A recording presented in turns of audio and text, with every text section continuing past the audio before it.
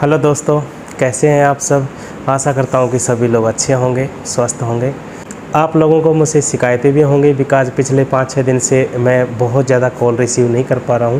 बहुत ही लिमिटेशन में बहुत कम कॉल्स जो है मैं रिसीव कर पाया हूं। और उसका रीज़न ये है फ्रेंड्स कि पिछले 5-6 दिन से मैं कुछ ज़्यादा बिजी था। इस वजह से आप लोगों के मैं ज़्यादा रिप्लाई नहीं दे पाया और ना ही ज़्यादा लोगों की कॉल्स रिसीव कर पाया। जिन लोगों का कॉल्स मेरे फ्री टाइम में आया मैंने उनका रिसीव भी किया है। शायद वो लक्की लोग हैं जिनसे मेरी बात हुई है। फिर भी मैंने कोशिश किया है कि मैं ज़्यादा से ज़्यादा लोगों से बात कर पाऊँ। अगर आगे भी मैं फ्री टाइम में आपके कॉल आते हैं तो मैं निश्चित रूप से आपके कॉल रिसीव करने की पूरी कोशिश करूँगा, क्योंकि फ्रेंड्स इस चैनल को बनाने के पीछे मेरा सबसे बड़ा मोटो यही है, आप लोगों की मदद करना। इसमें भी मैं आप लोगों को बताऊंगा कि अगर आप ऐसी प्रॉब्लम्स में फंस चुके हो या फंसे हुए हो तो उससे किस प्रकार से बाहर निकल सकते हैं, जिससे कि आप लोगों को कम से कम समस्याओं का सामना करना पड़े और आप लोग अपनी लाइफ में कुछ सुधार कर पाएँ। आपकी लाइफ एक सुव्यवस्थित तरीके से चलने लगे जैसे कि पहले चला करती थी। आज आपने जो गलतियाँ की हैं वो गलतियाँ दोबारा ना दोहराई जाएँ। ना चाहते हुए भी जिन गलतियों के कारण आप इस जाल में फंसे हो, इस प्रकार के जाल में मुझे पता है आप कभी भी ना तो फंसना चाहते थे और ना ही आगे कभी फंसना चाहोगे। आपके दिमाग में सिर्फ यही चीज़ आ रही है कि जिस जाल में मैं फंस चुका हूँ उससे मैं किसी भी प्रकार से एक बार बाहर निकल जाऊँ। निश्चित रूप से आप इस जाल से बाहर निकल जाओगे, किसी भी प्रकार की कोई बड़ी समस्या नहीं आएगी और आसानी के साथ में आप इस जाल से बाहर निकल जाओगे। इस वीडियो में भी मैं आप लोगों की काफ़ी मदद करूंगा। इसमें मैं आप लोगों को बताऊंगा कि जिस जाल में आप फंसे हुए हो उससे बाहर निकल सकते हो। और सभी लोग निकलते हैं, कुछ परसेंट 1% 2% हिम्मत हार जाते हैं जानकारी के अभाव में और वो लोग परेशान हो जाते हैं। उनके पास में कोई सहारा नहीं होता या फिर उनके पास कोई जानकारी नहीं होती या उनके पास में कुछ ऐसी वीडियोस नहीं पहुंच पाती जिनकी वजह से उनको हिम्मत बने, उनको सहारा मिले, उनको लगे कि हाँ मैं सिंगल नहीं हूँ, मेरे साथ में बहुत से लोग हैं और मेरे जैसे मैं सिर्फ अकेला इंसान नहीं हूँ, बहुत सारे लोग हैं। ये सिर्फ उसको पहचानने की ज़रूरत है। अगर आप लोग हिम्मत नहीं हारते हो तो निश्चित रूप से डर के आगे जीत ही होती है। सबसे पहले तो फ्रेंड्स मेरे पास में कुछ कमेंट्स ऐसे आते हैं कि सर जस्ट मनी पे बनाओ, पेटीएम पोस्ट पे बनाओ, सर इसमें क्रेडिट बी पे बनाइए, सर मनी व्यू पे बनाइए, सर फ्लूट्रॉन पे बनाइए, सर बैंक लोन पे बनाइए, सर क्रेडिट कार्ड पे बनाइए। तो भैया मैं आप लोगों को बता दूं, ये सारे जितने भी लोन एप्लीकेशन हैं सब एक ही थैली के चट्टे बट्टे हैं। अगर आप लोगों ने NBFC से रजिस्टर्ड किसी भी ऐप से अगर आपने लोन लिया है या फिर बैंक से लिया है या फिर आपने क्रेडिट कार्ड लिया है, इन सब को अगर आप मिला के देखोगे तो ये सब एक ही थैली के चट्टे बट्टे हैं जो कि RBI के नियमों से बंधे हुए हैं। अब यहाँ पे फ्रेंड्स एप्लीकेशन वाला लोन कोई सा भी हो सकता है, बशर्ते उसकी ये होना चाहिए कि वो NBFC से रजिस्टर्ड हो। उसके बारे में मैं जानकारी दूंगा। क्रेडिट कार्ड किसी भी बैंक का हो सकता है या फिर बैंक में कहीं से भी आपने लोन लिया हो, बशर्ते कि वो पर्सनल लोन हो। उसी के बारे में आज मैं इस वीडियो में बात करने वाला हूँ। अब जो आप सुनना चाहते हो उसी के बारे में मैं बात करूँगा। ध्यान से सुनना, इंटरेस्ट से सुनना। अगर आप लोगों ने ये वीडियो को ध्यान से देखा तो मैं गारंटी देता हूँ, मैं निश्चित रूप से आप लोगों को यकीन दिलाता हूँ, विश्वास दिलाता हूँ कि आप इस जाल से बाहर निकल जाओगे अगर आप इस वीडियो को ध्यान से देखते हो। जो चीज़ आप सुनना चाहते हो मैं उसी के बारे में बात करूँगा इस पूरी वीडियो में। अब बात कर लेते हैं फ्रेंड्स कि अगर आप इस जाल से बाहर निकलना चाहते हो, आपने काफ़ी सारे एप्लीकेशन से लोन ले रखा है।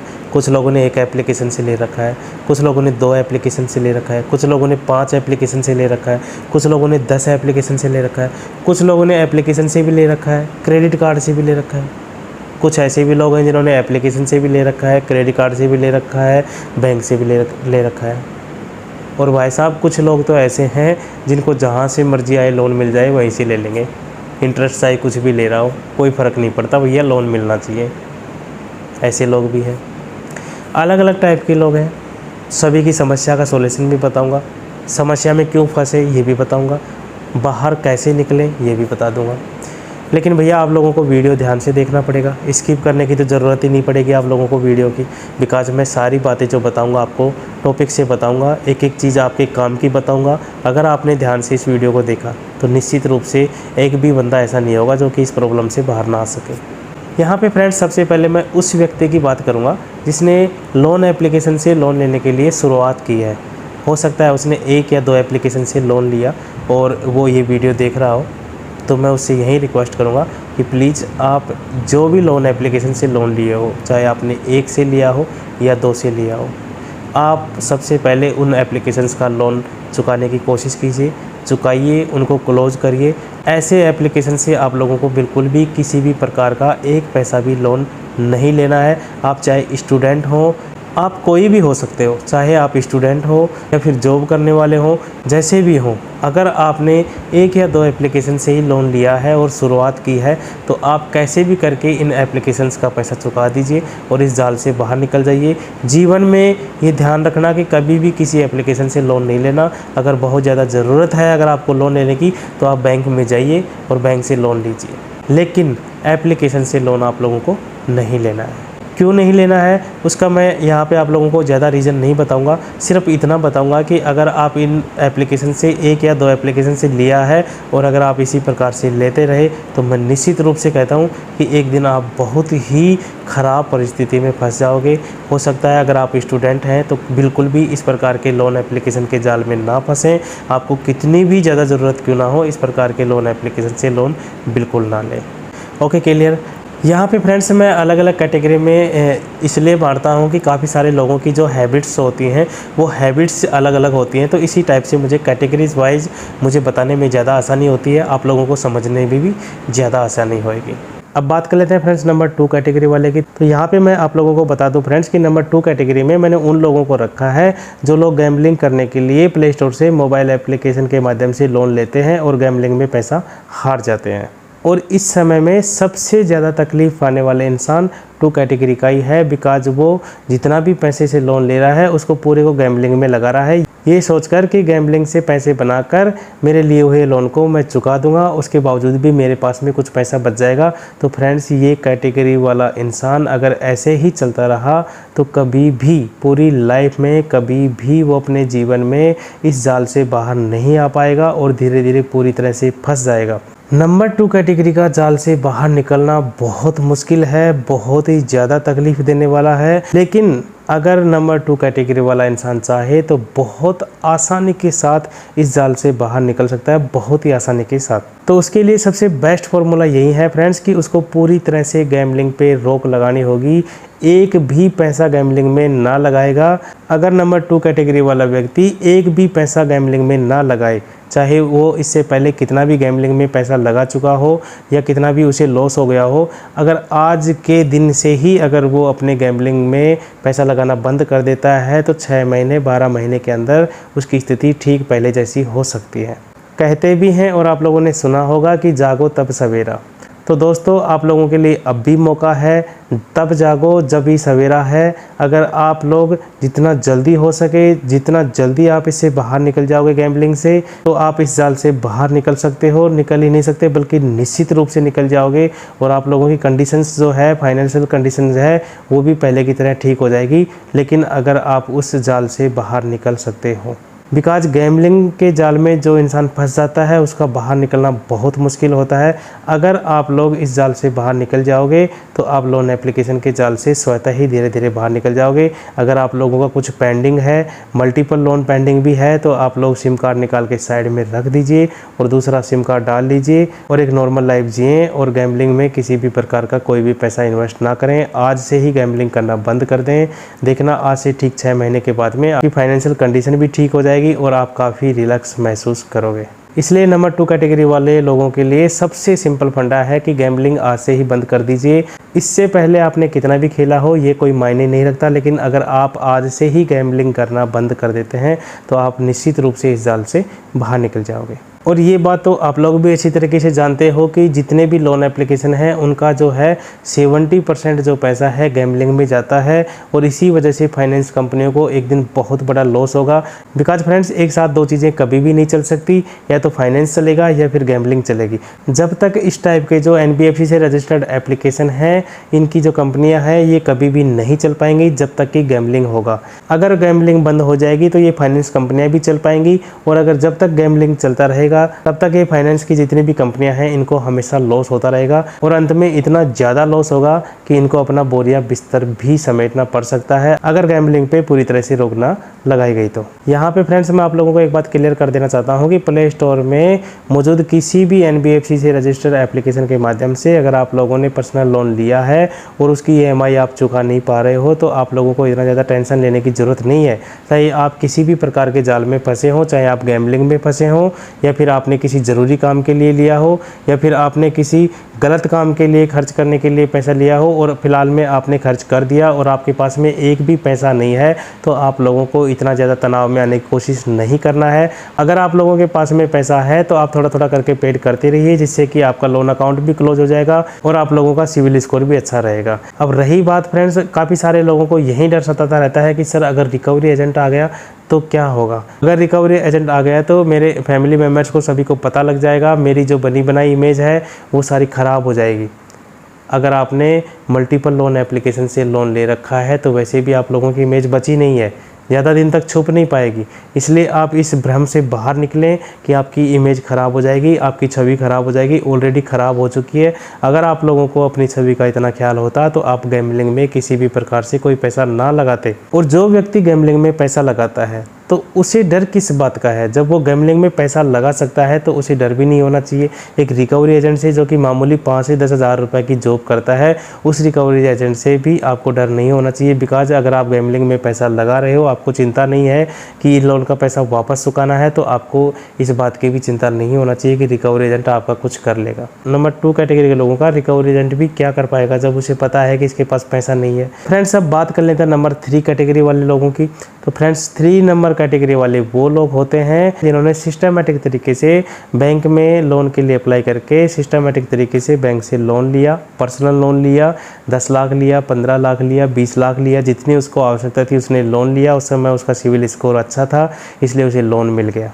और हो सकता है उसने किसी ज़रूरी काम के लिए लिया हो, उस समय में वो जॉब कर रहा हो, उसके बाद में उसकी अगर जॉब छूट जाती है या फिर ऐसी कोई मेडिकल इमरजेंसी आती है जिसकी वजह से वो पेमेंट नहीं कर पा रहा और उसे अपना मान सम्मान भी बचाना है, अपनी मान प्रतिष्ठा पे कोई आंच ना आए और उसकी छवि को जो किसी प्रकार की कोई ठेस ना पहुंचे, तो इस कैटेगरी वालों के लिए मैं एक बहुत ही बेस्ट सॉल्यूशन लेके आया हूँ। अगर आप उस सॉल्यूशन के तहत काम करेंगे तो निश्चित रूप से आप लोगों को काफ़ी मदद मिलेगी और रिलैक्स होकर लाइफ जी सकते हैं। तो फ्रेंड्स आपने किसी बैंक या क्रेडिट कार्ड से सिस्टमेटिक तरीके से लोन ले रखा है, आपने ज़रूरत के अनुसार लोन लिया और अब आपके पास में एक पैसा भी पेड करने के लिए नहीं है, तो ऐसी सिचुएशन में आप लोगों को क्या करना होगा। इसके लिए फ्रेंड्स EMI पेंडिंग की डेट आने से पहले आप लोगों को एक काम करना पड़ेगा, एक एप्लीकेशन लिखना पड़ेगा। कार्बन कॉपी के साथ लिख सकते हो या बाद में उसकी आप जीरोक्स भी निकलवा सकते हो।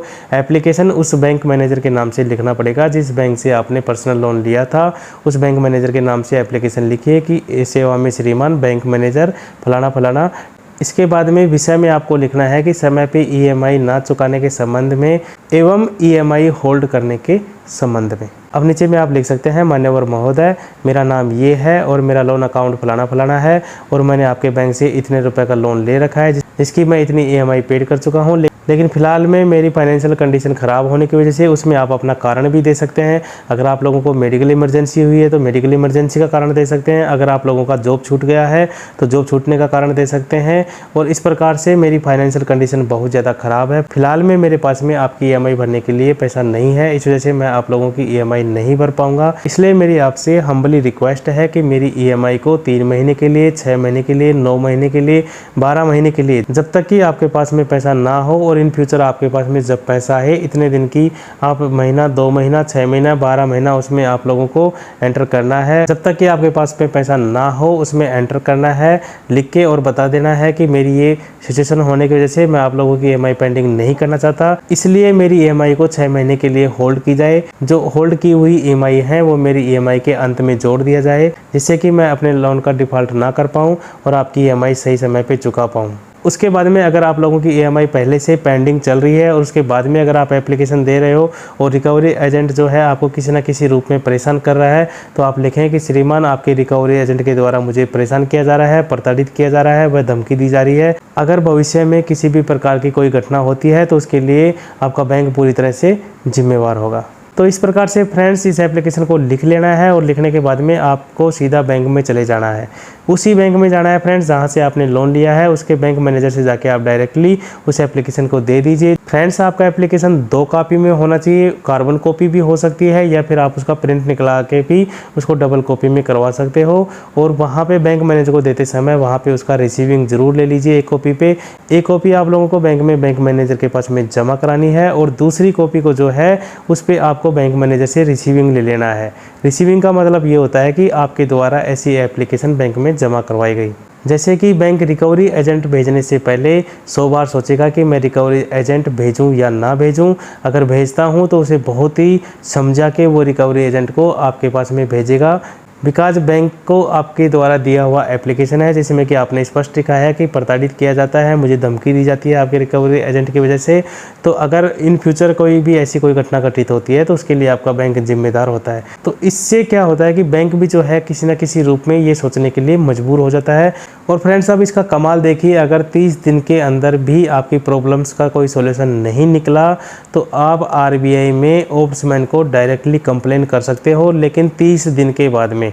अगर फ्रेंड्स 30 दिन के अंदर भी आपकी प्रॉब्लम का सॉल्यूशन नहीं हुआ, रिकवरी एजेंट के द्वारा प्रताड़ित करना, आपको धमकाना या आपको परेशान करना, इस टाइप से अगर सॉल्यूशन नहीं मिल पाता है तो डायरेक्टली आप गूगल में जाके RBI की वेबसाइट पे चले जाना है। वहाँ पे बैंकिंग ओम्बड्समैन को डायरेक्टली कंप्लेन कर सकते हो ऑनलाइन अपने मोबाइल के माध्यम से, जिससे कि अपने एप्लीकेशन को आप ट्रैक भी कर सकते हो। वहाँ पे की हुई कंप्लेन पर निश्चित रूप से कार्रवाई की जाती है। वहाँ पे आप अपने एप्लीकेशन को ट्रैक भी कर सकते हो। वहां पर आप अपने कंप्लेंट का स्टेटस भी देख सकते हो। उसमें शो करेगा कि आपकी कंप्लेंट जो है कहां तक पहुंची है और आपकी कंप्लेंट की प्रोसेस कहां चल रही है। वो सारी स्टेटस आप लोगों को वहां पे शो करेगी।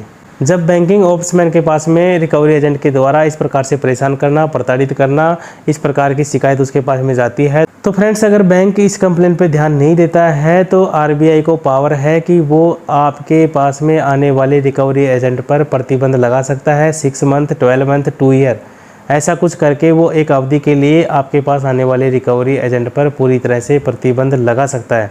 तो फ्रेंड्स इस प्रकार से जिसने बैंक से बड़ी मात्रा में बहुत ज़्यादा लोन ले रखा है, 5 लाख, 10 लाख, 15 लाख ले रखा है और उसके पास में EMI पेड करने के लिए पैसा नहीं है, तो उन लोगों को भी घबराने की ज़रूरत नहीं है।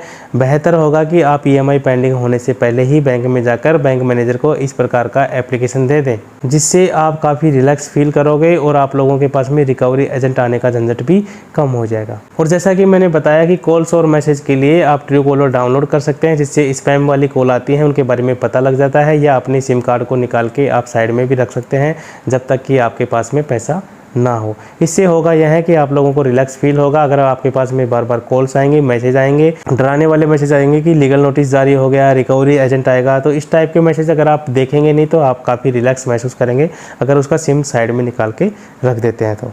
अब बात कर लेते हैं फ्रेंड्स कि जिसके पास में अगर कभी रिकवरी एजेंट आ जाता है तो वह काफ़ी डरा हुआ फील करता है और तुरंत से तुरंत उसका जो पैसा है पेड करने की सोचता है, लेकिन अगर उसके पास में पैसा नहीं होता है तो वो इंसान काफ़ी घबरा जाता है। अगर आपके साथ में कभी ऐसा होता है कि रिकवरी एजेंट आपके पास में आ जाता है तो घबराइए नहीं, उससे बिल्कुल अच्छी तरीके से बात करिए और उसे बताइए कि मैंने बैंक में भी इससे संबंधित ऐसा एप्लीकेशन दे रखा है, उस पर प्रोसेस चालू है। उसे आप अपना एप्लीकेशन का जो रिसीविंग किया हुआ आपके पास में कॉपी होता है वो शो कर सकते हैं, उसे दिखा सकते हैं, जिससे कि वो आप लोगों को ज़्यादा परेशान नहीं करेगा। और वैसे भी रिकवरी एजेंट अगर किसी के पास में एक बार आ जाता है तो ये ज़रूरी नहीं है कि वो हर दिन आपके पास में आएगा, बिकॉज उसको हर दिन आने के लिए 4 से 5 हज़ार रुपये उसको भी खर्चा करना पड़ता है। इसलिए रिकवरी एजेंट अगर एक बार आता है तो दूसरी बार महीने भर बाद में आए, 2 महीने बाद में आए, और अधिकतम अगर 1-2 बार आने के बाद में भी अगर रिकवरी एजेंट को पैसा नहीं मिलता है तो वो रिकवरी एजेंट भी आना बिल्कुल कम कर देता है।